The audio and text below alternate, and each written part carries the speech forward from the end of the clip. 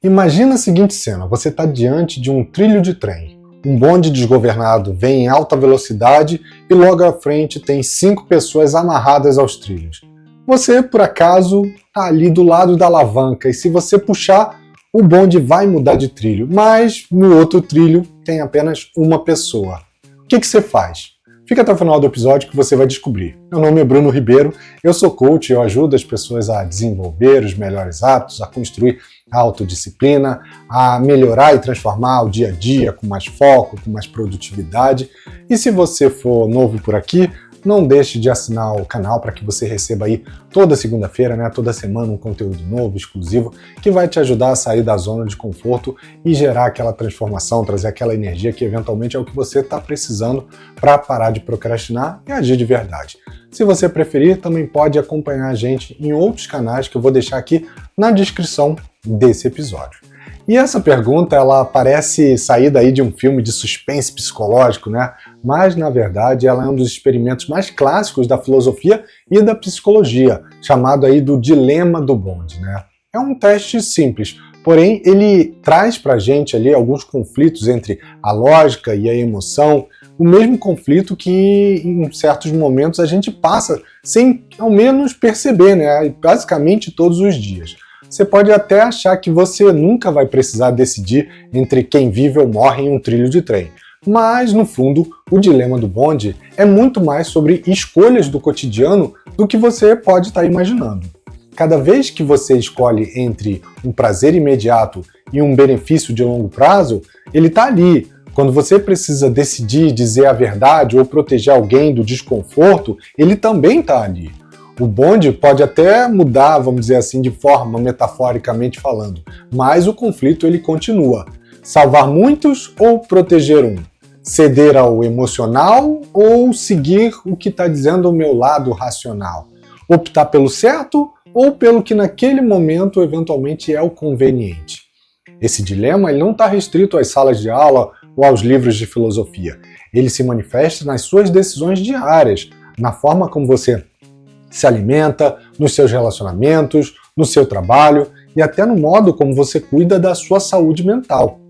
Para entender o que acontece quando você enfrenta decisões difíceis, vamos entrar mais a fundo em como funciona a sua mente. De um lado, a gente tem um sistema límbico, a parte do seu cérebro que processa as emoções. Ele é rápido, ele é instintivo, ele é impulsivo. Do outro lado, a gente tem o córtex pré-frontal, responsável ali pelo pensamento lógico e pelo planejamento. Ele é mais lento, ele é analítico e muitas vezes ele é até cético. Quando você se depara com um dilema, essas duas áreas, elas literalmente começam uma briga pelo controle da sua decisão. E hoje a gente já sabe, através dos estudos aí da neurociência, que as decisões rápidas, baseadas nas emoções, elas tendem a ser mais eficazes em situações de risco imediato.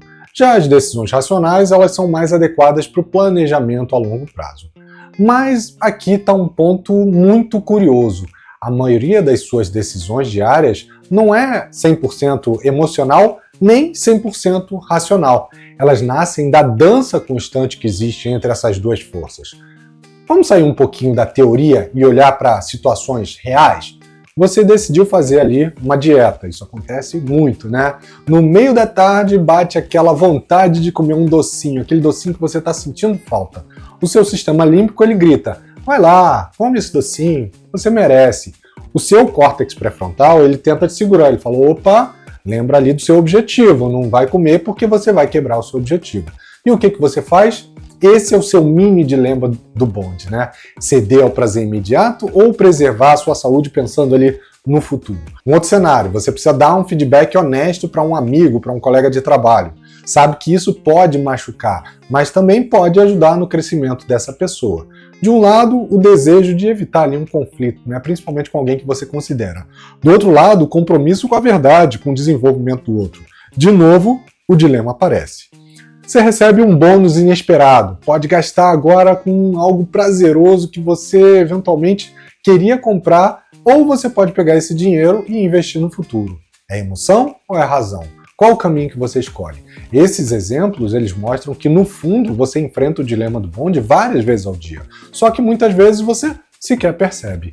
O mais interessante é que nem sempre as suas escolhas elas seguem uma lógica clara. Na verdade, o seu cérebro ele adora os atalhos mentais, né? A gente já falou aqui das chamadas heurísticas, dos vieses, né? Como julgamentos rápidos ou impressões daquele momento. Um exemplo disso, inclusive, é o viés do status, que faz com que você prefira manter tudo como está para evitar uma mudança, mesmo que essa mudança te traga ali algum benefício. Um outro exemplo é o viés da perda, né? Que você teme muito mais perder algo do que ganhar algo na mesma proporção, né? Esses atalhos, eles nem sempre são ruins, e a gente sabe disso, eles ajudam muito a gente a tomar decisão. Eles existem inclusive para isso, para facilitar a nossa vida em meio ao excesso de estímulos que a gente tem. Mas eles também podem sabotar decisões que são importantes, especialmente quando tem aí um embate entre a razão e a emoção. Muitos acreditam que as melhores decisões elas são aquelas frias, racionais, calculadas, mas a verdade é que as emoções não são inimigas da razão, elas são parte essencial dessa tomada de decisão. Pesquisas com pacientes que tiveram ali algumas lesões no córtex pré-frontal ventromedial, que é a região ligada ali à emoção, que tem uma forte relação com essa parte do sistema límbico também, elas mostram que essas pessoas elas perdem a capacidade de tomar decisões simples, mesmo que as suas habilidades cognitivas, né, de racionalizar, permaneçam intactas. Ou seja, sem emoção, simplesmente a gente não consegue escolher. E talvez o problema não seja escolher entre a razão e a emoção, mas aprender a achar esse equilíbrio entre elas. Mas e se eu te falar que o dilema do bonde fala mais sobre quem você é de fato, de verdade? Quando você decide puxar ou não a alavanca, você está revelando ali os seus valores mais profundos, as suas crenças sobre o que você entende que é certo, o que é errado, está mostrando ali o seu medo de carregar uma determinada culpa. Não se trata só de salvar mais pessoas, mas até onde você está disposto a ir e se sentir em paz com as suas escolhas. O dilema, ele parece simples quando a gente está pensando ali em números, né? Eu estou salvando 5 vidas ao invés de salvar uma. Mas a vida real, ela nunca é tão simples, nunca é tão clara assim, né? E se no outro trilho, ao invés de ter uma pessoa qualquer, houvesse, por exemplo, um bebê? Será que você tomaria a mesma decisão? E se ao invés de bebê fosse um cachorro? E se ao invés do cachorro fosse a sua mãe ou alguém que você ama? Será que a decisão seria a mesma? Percebe como, de repente, a lógica matemática ela deixa de ser suficiente e entra todo esse lado emocional? E aí a emoção ela entra em cena e mostra o quanto as nossas decisões pessoais são carregadas de valor. É por isso que esse dilema, por mais teórico que ele pareça, ele toca tanto no nosso íntimo, no íntimo das pessoas, né? Ele mostra que as nossas decisões, elas não são só lógicas, elas são pessoais, elas são emocionais e profundamente humanas e individualizadas. Imagina a seguinte cena, você está no supermercado, cansado ali depois de um dia cheio de trabalho, né? Várias reuniões, e na lista tem só aquele essencial, né? Imagina que você levou a sua lista para fazer as compras, você está passando ali pelas baias, mas quando você chega no caixa tem aquele chocolate ali piscando para você na prateleira, né? Que eles botam de propósito, aquele chocolate que parece irresistível. Antes que você perceba, aquele chocolate já está no seu carrinho. Você jura que foi só dessa vez, mas será mesmo? Esse pequeno episódio, ele é um reflexo perfeito do que acontece nos bastidores da sua mente. É um duelo silencioso entre a emoção e a razão, que acaba direcionando grande parte da sua vida sem que você perceba. Segundo Daniel Kahneman, que é o ganhador do Prêmio Nobel de Economia e autor do best-seller Rápido e Devagar, Duas Formas de Pensar, que a gente já falou até no episódio anterior, a sua mente ela funciona assim em 2 modos, vamos dizer assim.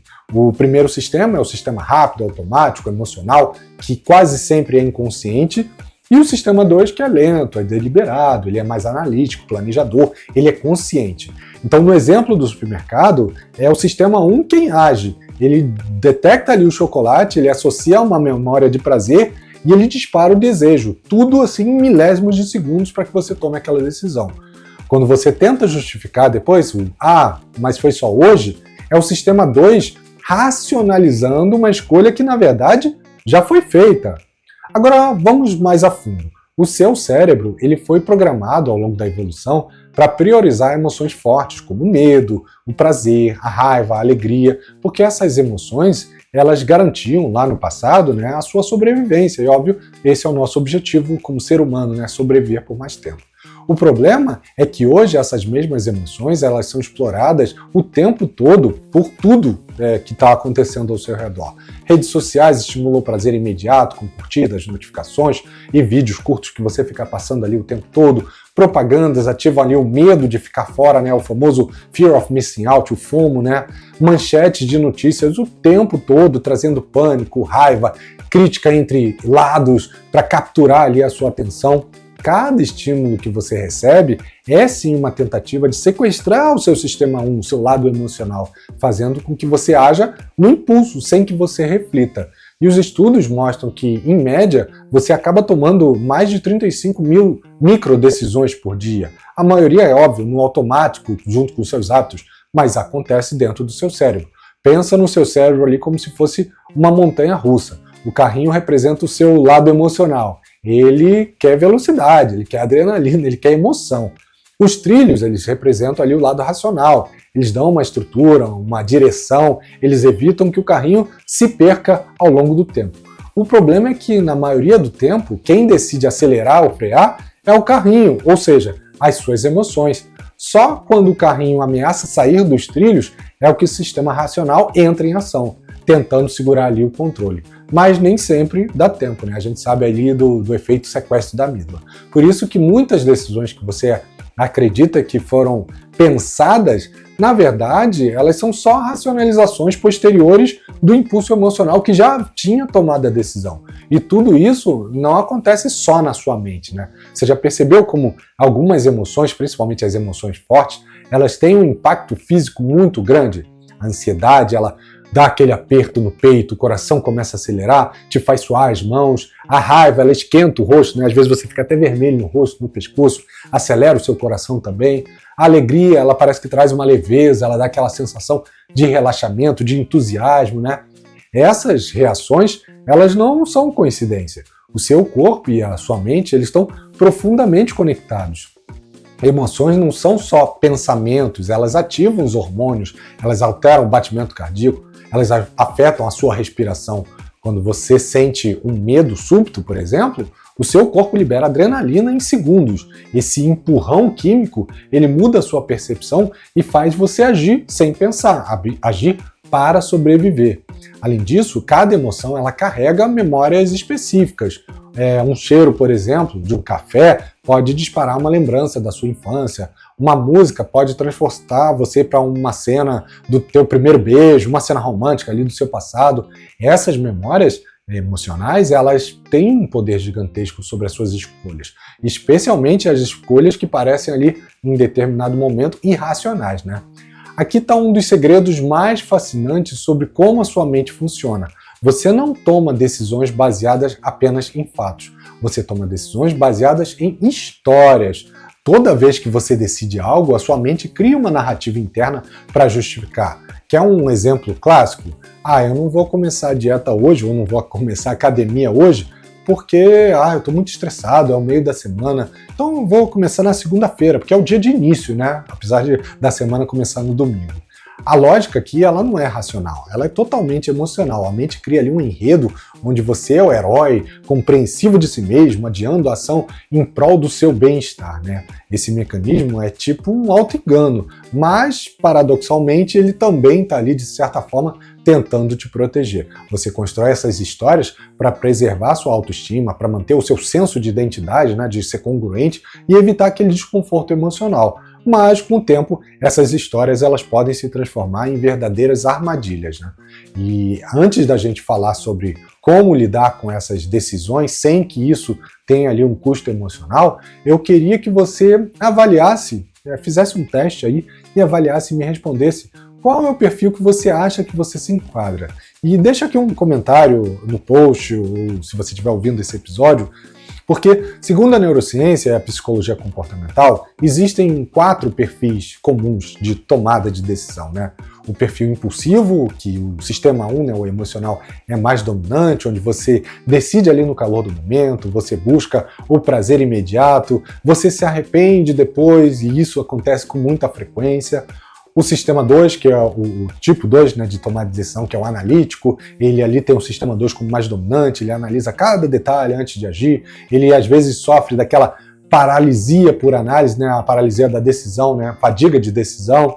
Ele tem dificuldade em tomar decisões rápidas. O terceiro é o narrador, ou seja, aquele motivado por histórias internas. Ele cria justificativas, muitas vezes ali elaboradas, para justificar suas escolhas, tem facilidade em se auto-enganar e se sente confortável com decisões que reforçam aquela narrativa pessoal que ele criou. E o último é o equilibrista, né? Esse seria, digamos assim, o mais adequado, apesar da gente saber que não existe um certo e errado, né? Ele busca ali o equilíbrio, a harmonia entre a emoção e a razão. Ele consegue reconhecer os impulsos, mas ele também reflete antes de agir. Ele sabe quando ele tem que ouvir o emocional, mas também quando tem que priorizar o lado racional. E ele faz escolhas mais conscientes e alinhadas com os seus objetivos de longo prazo. Como eu falei, nenhum perfil desses é melhor do que o outro, ou é pior do que o outro. E também não existe algo que seja, eu sou 100% esse ou aquele. A gente está sempre com uma dominância, mas a gente pertence a mais de um. E aí, qual é o seu perfil? Agora que você já entendeu como a sua mente funciona, nos bastidores, vamos dizer assim, é hora de dar os passos mais práticos, né? Então eu vou te apresentar, como eu sempre trago aqui, algumas técnicas que você pode aplicar imediatamente, juntas ou separadas, para ajudar nas suas decisões diárias. E a primeira delas é a técnica dos 3 segundos. Antes de tomar uma decisão, que seja ali impulsiva, por exemplo, pare por 3 segundos, 3 a 10 segundos, né? Aqui eu estou falando 3, mas pode ser de 3 a 10. E se pergunte, eu estou escolhendo pelo que eu sinto ou pelo que eu realmente preciso? Essa escolha vai me fazer sentir melhor apenas agora ou também mais para frente, depois? Se eu contasse essa decisão para alguém que eu respeito, como é que eu me sentiria? Eu sentiria vergonha? Eu me sentiria bem? Essas 3 perguntas, elas ativam ali o seu sistema 2, né, o sistema mais racional, e elas freiam o impulso emocional e trazem à tona aquela reflexão. Por exemplo, antes de comprar por impulso aquele tênis caro que você viu que é lindo, maravilhoso, você vai respirar fundo e você vai pensar, será que eu preciso mesmo disso agora? Eu estou, sei lá, com 5 tênis lá em casa que eu ainda não usei todos, ou eu só estou querendo esse tênis? Uma outra prática é a regra dos 10-10-10, né? Essa regra ela tem muita relação, inclusive, com a primeira, de ativar o seu lado racional para a tomada de decisão. Então, como é que ela funciona? Você vai se perguntar, como é que eu vou sentir com essa decisão que eu estou tomando daqui a 10 minutos? Como é que eu vou me sentir daqui a 10 meses? E daqui a 10 anos? Né? Você está estendendo ali. Essa técnica ajuda a sair do curto prazo e enxergar o impacto mais a médio e longo prazo. Né? Por exemplo, você pensa, eu quero comer uma pizza inteira hoje sozinho. Beleza, daqui a 10 minutos talvez você esteja feliz. Mas e daqui a 10 meses? Será que você vai pensar da mesma maneira? Inclusive se você estiver repetindo esse ato o tempo todo? A terceira técnica é o diário da decisão, né? O diário da decisão é como um caderno, um arquivo digital, onde você anota as suas decisões importantes junto com as suas motivações. Você vai reler isso depois de um tempo para você identificar quais são os seus padrões e até aprender como funcionam suas escolhas ou como funcionavam as suas escolhas passadas, né? E a técnica final, né, é a técnica da terceira pessoa. Quando você estiver em dúvida, imagina o que ele te diria em relação a essa decisão. E esse distanciamento, né, ele ajuda você a ter uma clareza, como se fosse realmente uma terceira pessoa em relação ao que você está planejando tomar de decisão. Mas a gente sabe que nem sempre a decisão é perfeita e tudo bem. O arrependimento é um sentimento natural, mas você pode lidar com ele de forma mais leve, de forma mais saudável, né? Aceitar o passado. Você decidiu com recursos e de forma consciente com o que você tinha na época, e tudo bem. Extraia a partir dele um aprendizado, o que você faria hoje de diferente, quais foram os sinais ou os fatos que você, naquela época, pode ter ignorado, redirecione a sua energia, ao invés de se remoer o tempo todo, utiliza isso como aprendizado para guiar suas próximas escolhas, né?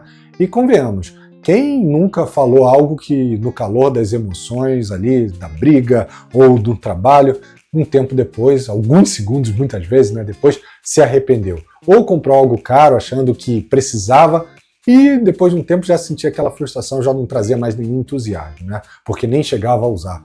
Ou até deixou de dizer sim ou deixou de dizer não para alguma situação, alguma oportunidade por medo e depois ficou se perguntando, poxa, mas e se eu tivesse tentado? Ou e se eu tivesse dito sim, ou se eu não tivesse aceito aquela determinada atividade? Esses momentos eles fazem parte da vida e eles não definem quem você é. O que realmente importa é o que você faz depois, aceitar, aprender e seguir em frente de forma mais consciente. No fim das contas, a vida não é sobre escolher entre razão e emoção, mas sobre aprender a conviver com o conflito que existe entre essas duas. Você nunca vai ter todas as informações, nem vai eliminar todos os riscos possíveis. Isso daí, para pessoas ansiosas como eu, é difícil de ouvir, mas é verdade. Sempre vai ter dúvidas, sempre vai ter medo, sempre vai ter arrependimentos. Mas o que separa quem vive no piloto automático de quem constrói uma vida com mais propósito, com mais leveza, é essa coragem de decidir de forma consciente, mesmo sem as garantias. E talvez esse seja a grande lição, né? Essa seja a grande lição do dilema do bonde. Não é sobre o trilho, nem sobre quem está ali à frente do trem. É sobre quem você se torna cada vez que você decide puxar ou não aquela alavanca. Agora a pergunta é, você vai continuar deixando as circunstâncias decidirem por você? Ou você vai assumir o controle da sua vida, mesmo que isso signifique encarar escolhas difíceis de frente?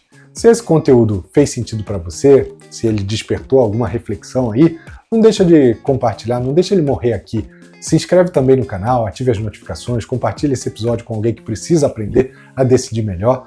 E se você quer dar um passo a mais, né, e sair da teoria e treinar sua mente para achar esse equilíbrio entre a razão e a emoção no seu dia a dia, conheça o programa Fora de Série, que é um treinamento que eu estou criando com 3 pilares. O pilar do autoconhecimento, que vai trazer essa clareza, né, essa clareza mental do seu momento atual, de como seu cérebro funciona e por que seus comportamentos são assim e o que precisa ser ajustado. O pilar da autorregulação, onde você vai aprender sobre os alicerces de um modelo mental de crescimento, como construir bons hábitos, como se livrar das armadilhas que surgem no seu dia a dia, como ansiedade, procrastinação, síndrome do impostor, fadiga de decisão, como a gente trouxe aqui, e muitas outras. E por fim, é claro, a gente tem que sair só da parte teórica e aplicar isso. Eu vou entrar no pilar de autogestão, que vai te permitir planejar, executar e monitorar as suas ações com técnicas e ferramentas que vão te dar muito mais clareza e vão servir de bússola durante todo esse percurso da sua jornada até que você conquiste o seu objetivo. E nesse projeto, né, nesse processo, eu vou ser o seu guia no programa sempre que for necessário, como se fosse um processo ali de coaching ou de mentoria. Se você gostou e quer continuar esse papo, o link vai estar aqui na descrição do episódio para você se inscrever. Se por acaso as inscrições não estiverem abertas no momento que você encontrar esse link, se inscreve na lista de espera que assim que uma turma nova for aberta, você vai ser avisado. Então espero que vocês tenham gostado desse conteúdo. A gente se vê semana que vem. Um abraço e até lá. Tchau, tchau.